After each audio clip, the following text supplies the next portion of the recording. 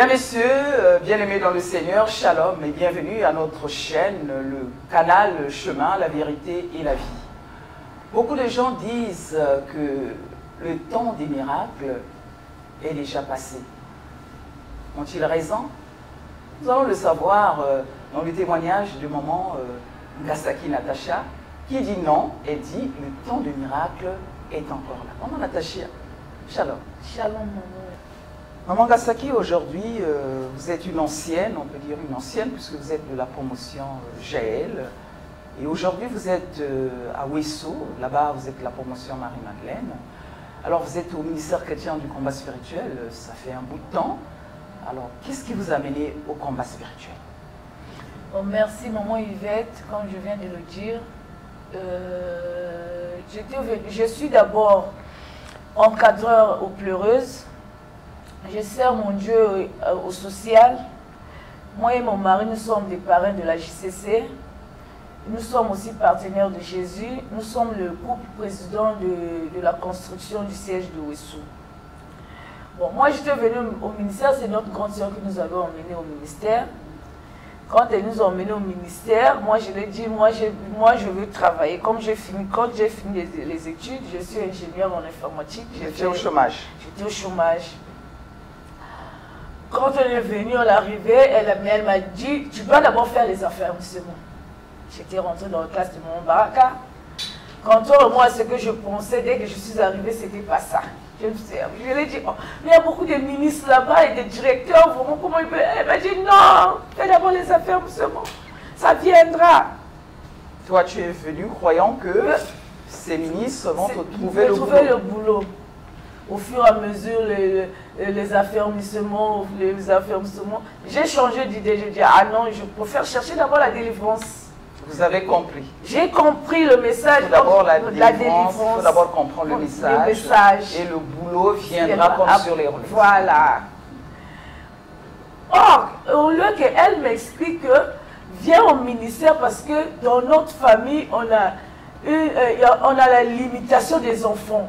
Parce que du côté de mon père, tu ne peux pas faire plus de 3 enfants. Donc, si tu es marié, tu peux faire 2, 3, c'est rare, un peu difficile. Mais moi, je ne savais pas ça. Dès que moi-même, j'ai compris les affermissements, au lieu de trouver du boulot, j'ai trouvé maintenant le mariage. J'ai trouvé mon mari, il était aussi au chômage comme moi. Il a étudié à Kiba, il est ingénieur aussi. Il n'était pas au ministère. Il était déjà au ministère. Je l'ai trouvé au ministère. On s'est croisés au ministère. On s'est mariés, tout. Quand on s'est rencontrés, moi j'avais déjà un enfant. Lui, il avait 3 enfants. On s'est mariés avec lui. On a fait le premier enfant, deuxième. Mes parents commençaient déjà à bouder. Oh, toi aussi tu fais beaucoup des enfants. J'ai dit beaucoup des enfants. Comment j'ai à peine 3 enfants, beaucoup des enfants. Et je tombe encore enceinte de mon dernier enfant, le 4e. Ah, la famille s'enflamme. La famille de votre mari, c'est c'est la famille de mon père. Ah, c'est du côté de mon père. Le côté de ma mère, c'est, oh, tu peux faire beaucoup d'enfants, mais le côté de mon père, c'est la limitation. Tu ne peux pas dépasser 3 enfants, tu ne peux pas dépasser 4. Donc tu t'arrêtes à 2. Si tu connais la prière, 3. Mais moi, j'ai dépassé. Toutes mes soeurs, tout le monde, la famille de mon père a 2 enfants. 2, 3, 2. Dès que j'ai fait le 4e enfant, c'était vraiment... La famille était en colère. Et le 20e anniversaire, j'étais présidente de la délégation. Je pars à Kinshasa, je pars voir maman. Arrivé à Kinshasa, je suis venue aller voir maman. J'ai expliqué mon problème. Maman m'a dit, tu ne vas plus repartir, tu restes ici. Et maman on m'a logé aux cliniques Rafa. On m'a donné entre les mains du couple Ngunuka que je salue. On passe vraiment, ce sont mes parents, c'est un couple qui m'a vraiment beaucoup soutenu à Kim. Jusqu'à ce que la grossesse avait des complications. L'enfant était dans une position qui n'était pas la bonne. Il n'y avait pas de liquide amniotique. Donc c'était compliqué. Il fallait la prière, le Dieu de papa et de maman là. Comme à Rafa, là-bas aussi, il y a la prière. Donc, tout le temps, la prière, jusqu'à ce que le jour de l'accouchement, c'était compliqué. J'ai accouché, on a annoncé à maman qu'elle a accouché. Maman a donné le nom de winner, vainqueur. Elle a donné un enfant. Donc, en gros, je peux dire que j'ai bravé, je ne sais pas comment je peux utiliser le mot, j'ai bravé la limitation de ma famille. La limitation de l'accouchement des enfants de ma famille, du côté paternel. Donc, depuis que j'ai eu le 4e enfant, là, la famille de mon père s'est levée. Depuis quand tu as vu qui a fait 4 enfants dans votre famille? Qui? Tu vas, en fait, on me dit, si tu mets beaucoup d'enfants, la famille va s'agrandir. Donc, on ne veut pas que la famille puisse s'élargir. Alors qu'en Afrique, en Afrique, on veut bien. En Afrique, les enfants, c'est la richesse. Une grande famille, oui, les enfants, c'est la richesse. Mais ils ne veulent pas. Ils ne veulent pas. Puisque du côté de mon père, c'est les femmes qui sont nombreuses. On n'a pas beaucoup des hommes. Mais moi, j'ai fait seulement une fille, j'ai beaucoup de garçons. Donc, le fait que j'ai fait encore beaucoup de garçons, 3 garçons, c'est beaucoup pour eux. C'est vraiment beaucoup. Donc j'ai eu des combats. Il fallait bien la prière. Il fallait se lever seulement. Comme maman disait, je me suis levée comme une mère. Se lever comme une mère, comme Déborah. Comme Déborah. Il fallait combattre. Il fallait combattre. Même ma propre soeur qui m'a menée au combat, elle m'a encore combattu. Toi, tu commences à beaucoup faire des enfants. Beaucoup comme ça, pourquoi? Le mari là peut mourir aujourd'hui, va te laisser avec beaucoup des enfants. Qui va s'occuper de ses enfants? Donc, il y avait beaucoup de problèmes. Mais moi, je n'avais pas vu ça. Je connaissais déjà la réalité de ma famille. J'ai dit non, je dois continuer. Jusqu'à ce que... Bon, je ne sais pas si c'est la volonté de Dieu. Je me suis arrêtée d'abord à 4. Je suis là, j'attends la volonté de Dieu. Maman Gasaki, vous êtes une femme mariée, alors vous étiez limitée, vous ne pouvez pas vous marier, ne pas faire beaucoup d'enfants. Et lorsque vous avez fait vos enfants, vous avez rencontré aussi du combat au niveau de votre... Ah ouais, j'ai rencontré des combats, surtout au niveau des hommes. Mon premier fils, vraiment, il était dans la rue. Je peux dire qu'il était dans la rue. Il vole mon téléphone, il part à l'école, il va fumer le champ, il prend la photo sur mon téléphone. Il vient, de retour de l'école, il dépose le téléphone. Moi, quand je rentre dans les galeries, je vois la photo, il est en train de fumer du chambre. À tout moment, à l'école, c'est des problèmes. Il tape les professeurs. Donc, il fallait seulement pleurer. Je suis à la prière en train de pleurer. À la maison, il a ramené une fille. Quand tu rentres à la maison, les frères disent « Maman, il a été élevé, amené une copine. » Était-il à la JCC? Il était à la JCC. Alors, pendant qu'il est à la JCC, c'est en ce moment-là qu'il se... Il est en train de faire la... Il a grandi à la JCC. Bien qu'il n'est pas né au ministère, mais il a grandi à la JCC. Il est venu à la JCC depuis l'âge de 5 ans. Je me suis battue. Seulement la prière. Seulement la prière qui peut tout changer. Il n'y avait pas d'autre solution. Je me suis jetée, et surtout que je suis encadrée de pleureuse. Je me suis jetée seulement pleureuse. Il fallait seulement pleurer. J'ai pleuré, j'ai pleuré, j'ai pleuré. Pour la première fois, il a raté le bac. Après lui-même, quand il a raté le bac, il a vu que ses amis ont réussi. Il a pris conscience. Il a pris conscience. L'enfant commençait maintenant à parler du Dieu de combat spirituel à la maison. Maman, j'étais à la justice, on a prêché comme ça, on a fait au fur et à mesure, au fur et à mesure. La deuxième fois, il a eu le bac. Il est venu ici à Brazzaville. Je l'ai confié à Papa Romia. Il était logé au site là. Tout le monde l'a vu comment il a conduit les agressifs. Il a conduit les chaînes de prière. Dieu l'a totalement transformé. Totalement transformé. Même moi-même, je ne reconnais plus l'enfant. Il fallait que Dieu a fait grâce. On a eu la bourse, il est parti à Dakar. Actuellement, on ne voit pas, il vit à la bergerie de Dakar.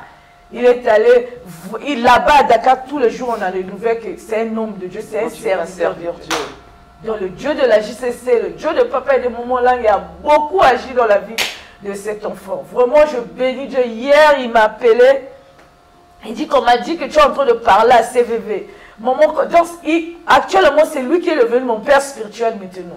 C'est lui qui me prêche, qui me donne le fait. Quand on me programme pour les pleureuses, je l'appelle toujours. Mon fils, demain, je vais intervenir. J'ai dit quoi? Je parle, maman, tu vas encore dire quoi? C'est moi mon témoignage là. Il faut leur faire comprendre comment tu as fait, comment tu as prié pour que je sois comme ça, aujourd'hui là.